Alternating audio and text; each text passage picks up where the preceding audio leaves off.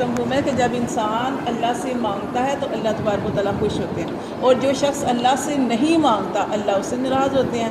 اور ہم کہتے ہیں کہ ہم دعا کر رہے ہیں، جیسے نماز کے بعد بھی دعا کرتے ہیں، تسبیحات بھی کرتے ہیں یا کچھ پڑھائی بھی کرتے ہیں، اور ایک دعا کرتے ہیں اور وہ قبول نہیں ہو رہی ہوتی، تو ہمیں مایوس نہیں ہونا چاہیے، کبھی بھی مایوس نہیں ہونا چاہیے، اللہ تعالیٰ سے ضرور دعا کرنی چاہیے، کیونکہ دعا ضرور قبول ہوتی ہے۔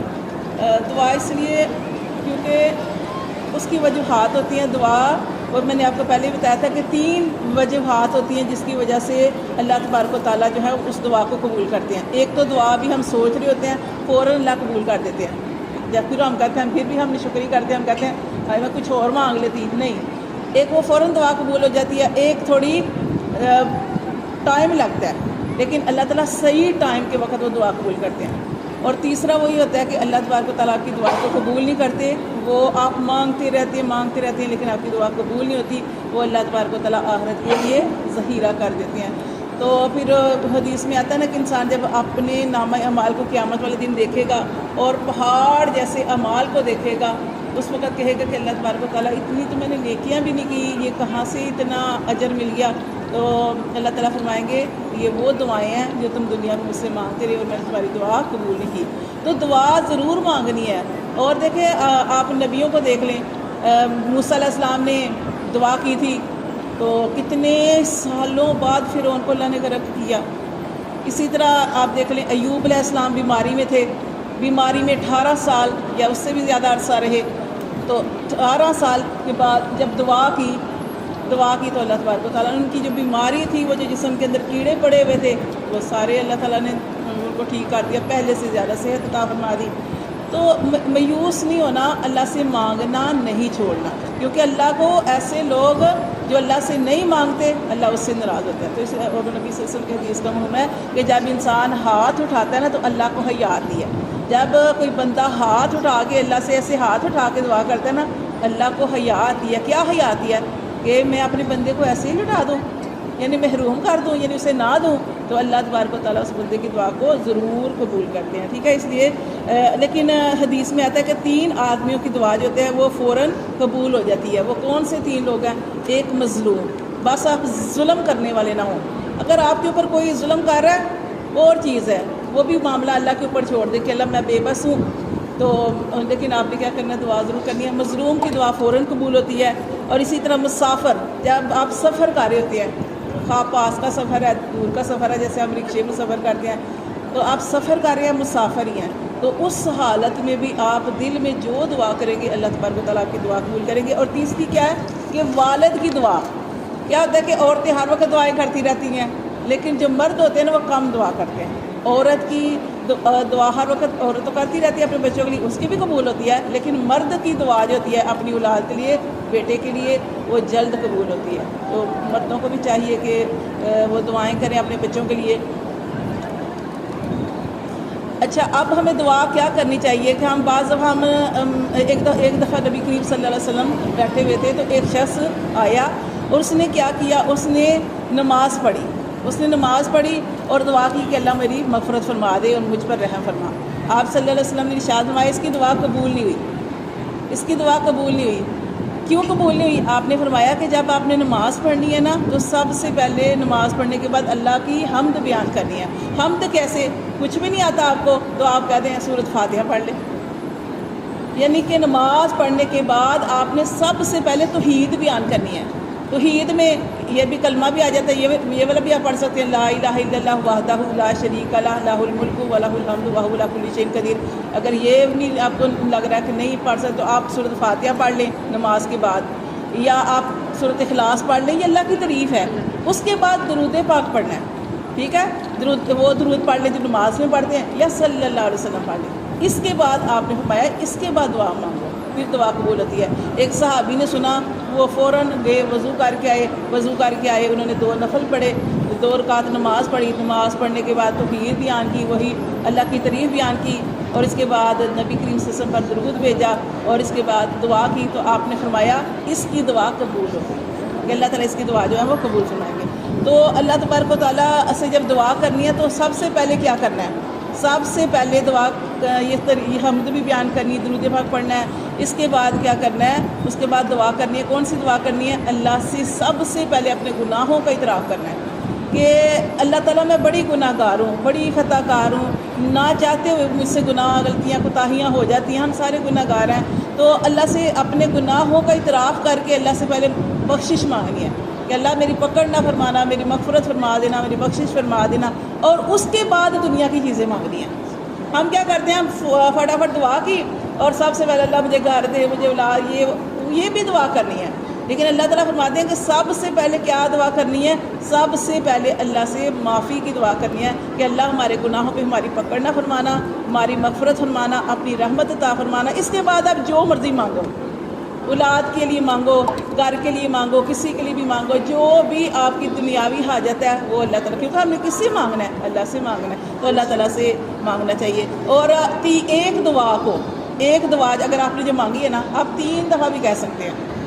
ایک دعا کو آپ یعنی جو 3 دفعہ بھی کہہ سکتے ہیں، جیسے آپ صلی اللہ علیہ وسلم نے وہ دعا مانگی تھی نا کہ اللہ تعالیٰ اللہم انی اسألک الجنہ واعوذ بک من النار۔ آپ کو میرا مطلب کہ شدت ہے آپ کی دعا، آپ چاہتے ہیں اللہ تعالیٰ سے دعا کر رہے ہیں، تو آپ اس طریقے سے ایک دعا کو 3 دفعہ بھی وہ دعا کر سکتے ہیں۔ جیسے اپنے بچوں کے لیے دعا کر رہے ہیں تو اللہ تبارک و تعالیٰ کہ مجھے بچوں کی خوشیاں عطا فرما، 3 دفعہ اس کو کہہ سکتے ہیں، ٹھیک ہے۔ ایک دعا کو 3 دفعہ کہنا سنت ہے، اور لیکن اس سے زیادہ مطلب نہیں کہنا چاہیے۔ اسی طرح جب ہم دعا کرتے ہیں تو ایک دفعہ نبی کریم صلی اللہ علیہ وسلم بیٹھے ہوئے تھے، تو ایک شخص نے کیسی دعا کی، ایک شخص نے کہا، بلکہ ایک آدمی کا واقعہ ہے کہ اس نے اپنے بیٹے سے کہا کہ بیٹا کیا دعا کر رہا تھا، کہ بیٹا یہ دعا کر رہا تھا اللہ جنت میں مجھے فلاں دائیں طرف مجھے اتنے درخت دینا، بائیں طرف اتنے درخت دینا، اور اللہ مجھے جنت میں فلاں محل دینا، یعنی اس طریقے سے دعا کر رہا تھا۔ تو آپ صلی اللہ علیہ وسلم نے بھی منع فرمایا، کیونکہ جو آدمی تھے ان کا بیٹا دعا کر رہا تھا، تو اس آدمی نے کہا کہ نبی کریم صلی اللہ علیہ وسلم نے ایسی دعا کرنے سے منع فرمایا، کہ ایسی دعا کرنے سے کہ آپ سیدھا سیدھا کہہ دو اللہ ہمیں جنت عطا فرما اور اللہ جہنم سے بچا، لیکن آپ اسپیشل یہ کہو کہ اللہ جنت میں فلاں جگہ دے دینا، فلاں محل دے دینا۔ جب آپ نے جنت کا نام لے لیا نا، یعنی جامع دعا، یہ جو لوگ بڑا اجڑا کے گن کے جانا، مطلب ایک چیز کو گن کے مانگنا۔ ہاں جی، ہم کیوں گن کے مانگے جب اللہ گن کے نہیں دیتا، وہ بے حساب دینے پہ قادر ہے۔ ہاں جی، تو ہمیں بھی اس نے حق دیا کہ کچھ کھل ڈل کے مانگو، پھر ہم گن کے کیوں اللہ سے مانگیں۔ ہاں جی، تو سمجھے کہ یہ تو ہمیں یہ نہیں کرنا چاہیے، جو کئی لوگ ہوتے ہیں نا دعا کو اتنا لمبا کر کے کھول کے کہ فلاں محل دے دے، فلاں ایسے کر دے، اس طرح، تو یہ اس طریقے کی دعا اللہ تعالیٰ نے مانگنے سے منع فرمایا ہے۔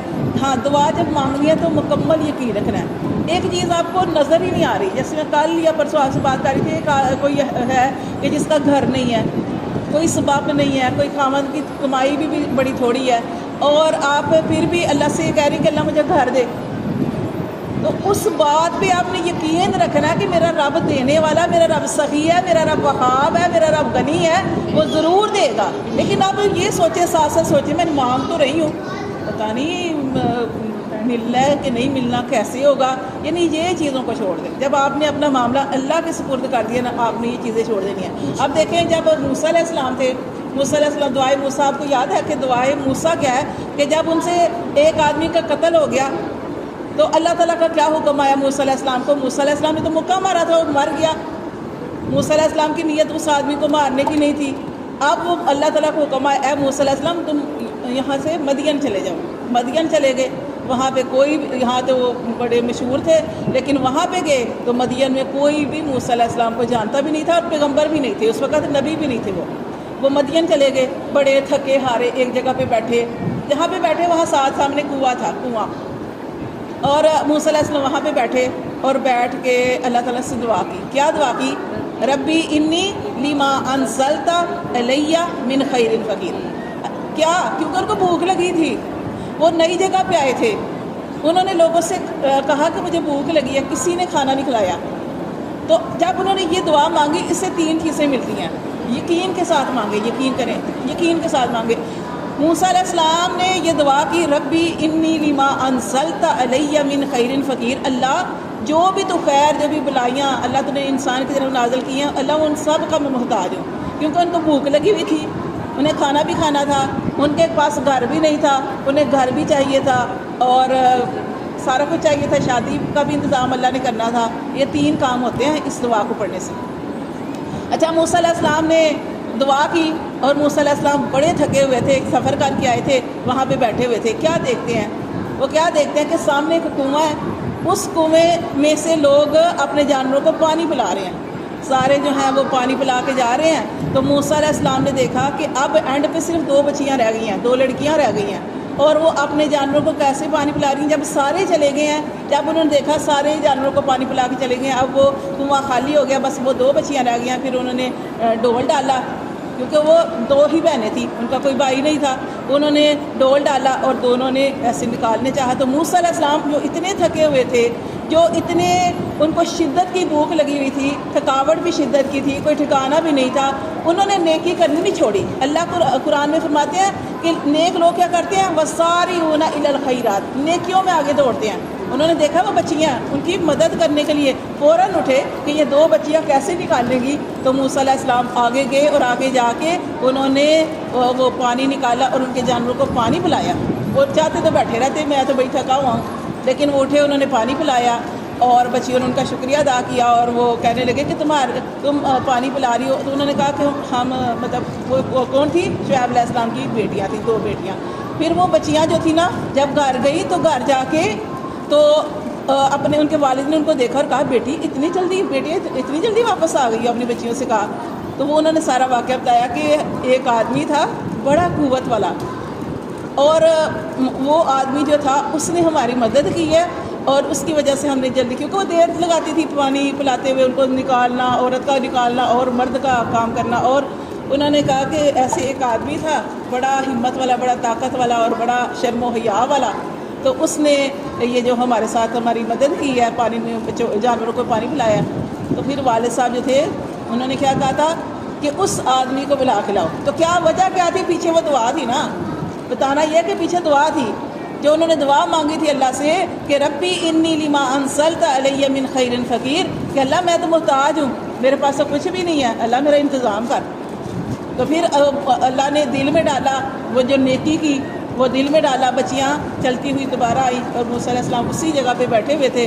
تو موسیٰ علیہ السلام کو وہ بلا کے اپنے گھر لے کے گئی. انہوں نے کہا کہ ہمارے والد صاحب آپ کو بلاتے ہیں. اب دیکھیں رستہ بتانے والا آگے چلتا ہے، بچیوں نے آگے جانا تھا، بچیوں نے آگے چلنا تھا، کیونکہ ان کو رستہ آتا تھا اپنے گھر کا. موسیٰ علیہ السلام نے پیچھے چلنا تھا. لیکن موسیٰ علیہ السلام اتنے حیا والے، انہوں نے کہا کہ تم مجھے بتاتی جانا کہ کس طرف مڑنا ہے، لیکن میں آگے جاؤں گا، تم پیچھے چلنا. اتنے حیا والے تھے، کیونکہ جب عورت چلتی ہے تو مرد کی نظر پڑ ہی جاتی ہے. تو پھر وہ اپنے گھر لے کے گئے. پھر وہ ان کے والد صاحب نے بھی دیکھا کہ بڑے اس طرح کے شخص ہیں، واقعی جو اس طرح کا ہوتا سمجھ آ جاتی ہے. تو شعیب علیہ السلام تھے، انہوں نے رکھا ان کو. تو پھر اللہ تعالیٰ نے کیا کیا؟ ان کو گھر کا انتظام کر دیا، ان کے کھانے کا انتظام کر دیا. اور اسی شعیب علیہ السلام نے اپنی بیٹی کی شادی بھی موسیٰ علیہ السلام سے کر لی اور پھر ان کو نبوت بھی ملی. تو اللہ سے مانگنا نہیں چھوڑنا. یعقوب علیہ السلام نے 40 سال روتے رہے، 40 سال. سوچے آج ہم کل وہ بات کر رہی تھی نا کہ آج ہم دعا کرتے ہیں تو سمجھ نہیں آتی کہ 40 سال بعد یوسف علیہ السلام ملے. سوچے 40 سال کا ایک عرصہ ہوتا ہے، ایک عمر ہوتی ہے کہ 40 سال روتے رہے ان کے والد یعقوب علیہ السلام یوسف علیہ السلام کی جدائی میں. اللہ نے دعا قبول کی، وہ دعا کرتے رہے تھے، کہا انما اشکو بثی وحزنی للہ، اللہ اپنے پریشانی اور غم کی فریاد تیرے ہی آگے کرتا ہوں. اور ایوب علیہ السلام انہوں نے بھی وہ ربی انی مسنی الضر وانت ارحم الراحمین، بیماری تھی، اللہ کو پکارا، اللہ نے ان کی تکلیف کو دور کر دیا. یعنی کہ ابراہیم علیہ السلام نے وہ آگ میں جانے سے پہلے وہ دعا مانگی، اللہ نے وہ آگ ان کے لیے پھولوں جیسی بنا دی. تو اس لیے دعا جو ہے وہ یقین کے ساتھ مانگنی ہے. اور اللہ تعالیٰ فرماتے ہیں کہ اللہ تعالیٰ غافل دل کی دعا قبول نہیں کرتے. اب دعا ہو رہی ہے تو کوئی ادھر دیکھ رہا ہے، کوئی ادھر دیکھ رہا ہے، کوئی اس طرح کی دعا قبول نہیں کرتے. دعا کیسے؟ کہ جیسے عاجزی کے ساتھ، یہ دیکھیں ہم اللہ کے گھر کے فقیر ہیں، ہم اللہ کی چوکھٹ پہ آئے ہیں، اور وہ بادشاہ ہے، وہ دینے والا ہے، وہ بادشاہوں کا بادشاہ ہے، اس نے دینا ہے. تو اس اللہ سے مانگنا ہے تو بڑی عاجزی سے اپنے سنوں کو جھکا کے. تو پھر اللہ تبارک و تعالیٰ سے یقین کے ساتھ دعا کرنی چاہیے. اللہ تبارک و تعالیٰ جو ہے وہ دعاؤں کو سننے والا ہے. تو پریشان نہیں ہونا چاہیے، یہ زندگی کا حصہ ہیں، یہ ساری چیزیں تکلیفیں زندگی کا حصہ ہیں، لیکن اللہ تبارک و تعالیٰ نے، اللہ فرماتے ہیں کہ ہر تنگی کے بعد آسانی ہے. اللہ تعالیٰ نے فرمایا ہر تنگی کی بات آسانی ہے، کہ جب بھی کوئی آپ کو مشکل آتی ہے نا، حدیث میں آتا ہے کہ جب مشکل آتی ہے نا اس کے ساتھ آسانی بھی ہوتی ہے، لیکن وہ آسانی آپ کو نظر نہیں آتی، نظر نہیں آتی۔ ٹھیک ہے۔ وہ اللہ تعالیٰ ایک وہ کیا کہتے ہیں نا، ایک رستہ بند ہوتا ہے تو دوسرا کھل جاتا ہے، تو یہ آپ نے اس وجہ سے پریشان نہیں ہونا، اپنے حال میں اللہ نے جس حال میں رکھا ہے اس میں شکر ادا کرنا ہے، اللہ سے مانگتے رہنا ہے، اور اللہ سے خیر کی دعا مانگنی چاہیے، بچوں کے لیے مانگے، اپنے لیے مانگے، جو بھی ہے سب کے لیے، اور سب سے بڑی دعا یہ مانگنی چاہیے کہ اب جیسے وہ کہتے ہیں نا کہ جب انسان کی عمر 40 سال ہو جائے، بڑا عرصہ ہوتا ہے، کہیں اس سے پہلے چلے جاتے ہیں، آپ کے سامنے ہی ہیں، چھوٹے بچے چلے جاتے ہیں 40 سال سے پہلے چلے جاتے ہیں، کوئی پیدا ہوتے ہی چلے جاتے ہیں، لیکن جس کو 40 سال کی عمر مل گئی تو وہ سمجھے کہ اب اس کی جیسے اثر ہو گئی تو اب مغرب ہونے والی ہے، زندگی کی اثر ہو چکی ہے، اب مغرب ہونے والی ہے، اور آپ جانتے ہیں اثر اور مغرب کے درمیان کتنا ٹائم ہوتا ہے، یعنی 40 سال کا عرصہ آپ کو مل گیا،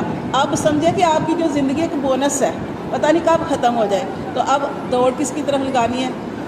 آخرت کی طرف دوڑ لگانی ہے، یہ اتنا عرصہ